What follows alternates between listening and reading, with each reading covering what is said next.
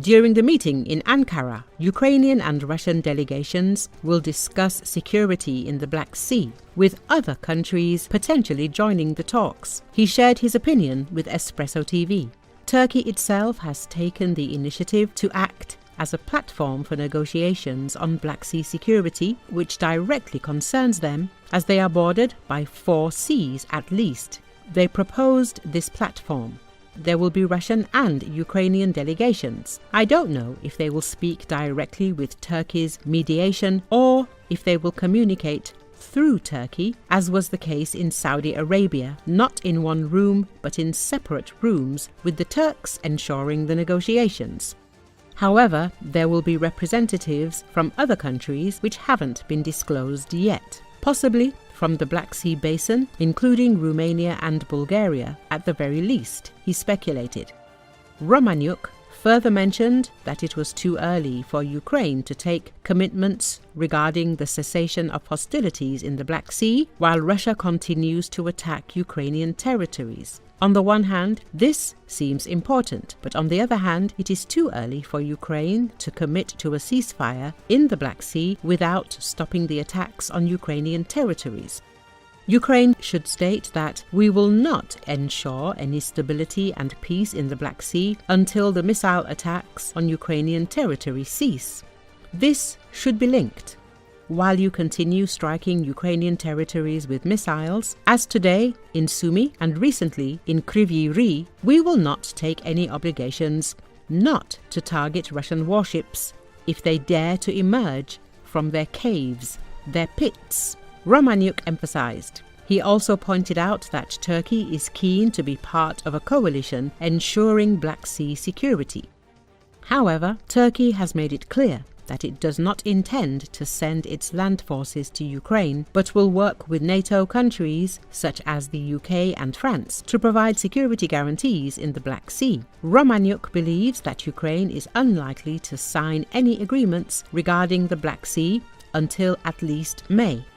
We should not rush ahead and show our willingness to allow Russian ships to roam freely across the Black Sea and return to Sevastopol, their bays, and continue demonstrating their power.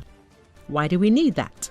Until the missile attacks on Ukrainian territory stop and Russia takes responsibility for halting the war, we should not meet them halfway on the Black Sea or anything else. We must speak to Russia from a position of strength, not weakness or capitulation. Thirdly, there's no discussion yet of signing any formal agreement or contract. Nothing is being signed at this stage. Eventually, everything will likely be finalized as part of a broader package, but at least until May, Ukraine is unlikely to sign anything or come to a final agreement concerning the Black Sea.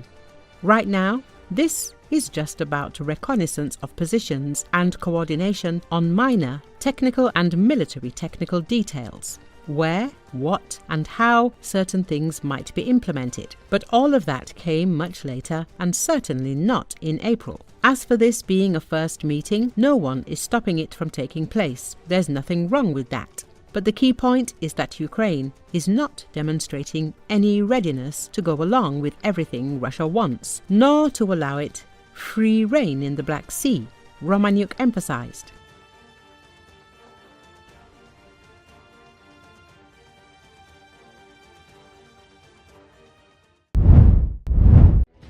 Ukraine will respond harshly to the Russian attack on Sunumi, which was carried out on civilians on a church holiday. This was stated by the General Staff of the Armed Forces of Ukraine.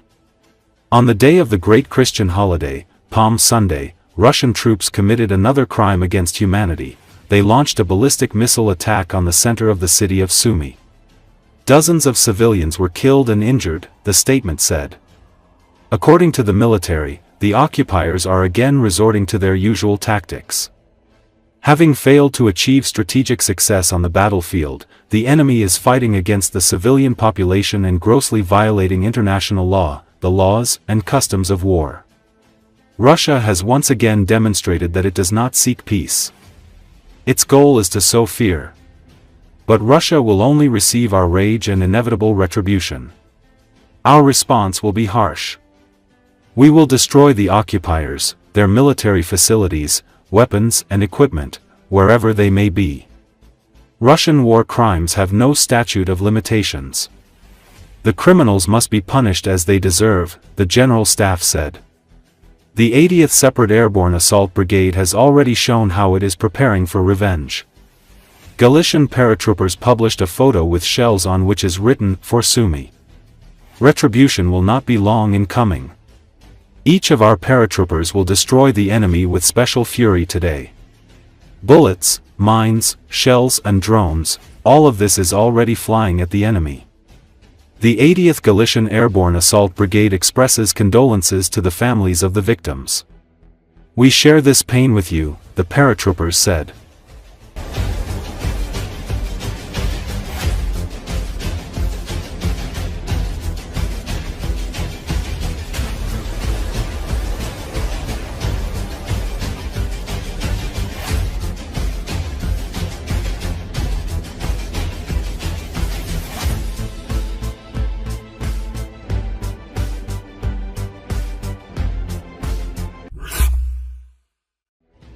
Russian troops are reportedly facing a dire situation on Nestriha and Bucha islands in the Dnipro River Delta in the Kherson region, where some soldiers have been left in their positions for months without rotation.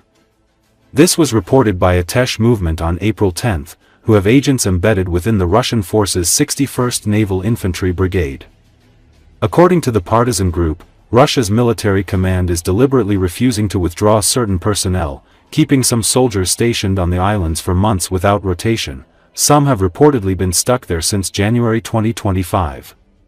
Their supply lines are on the verge of collapse. Deliveries are made by drone but are insufficient, and wounded soldiers are evacuated using rubber boats. In many cases, there are no medical supplies at all, Atesh wrote.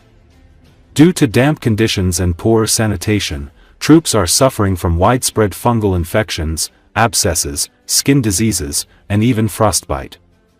Morale among the soldiers is described as critical, the resistance movement added. On March 4, Atesh reported that Russian troops were allegedly refusing to follow orders to storm islands in the Kherson region due to losses and rumors of a possible ceasefire in the near future. The Dnipro Delta remains one of the hottest front lines in the war. Following Ukraine's counteroffensive in 2023, the area turned into a swampy trap, especially for Russian forces, who, according to analysts, continue to suffer from severe logistical and personnel management problems. Since the liberation of the right bank part of Kherson region in 2022, these territories have become a gray zone, where intense clashes continue between Ukrainian and Russian forces. Russian troops have been trying to fortify positions on islands like Nestriha, Bucha, Milchi, Kozatsky, and Veliky Potemkin Island to control the Dnipro River and apply pressure on Ukrainian positions.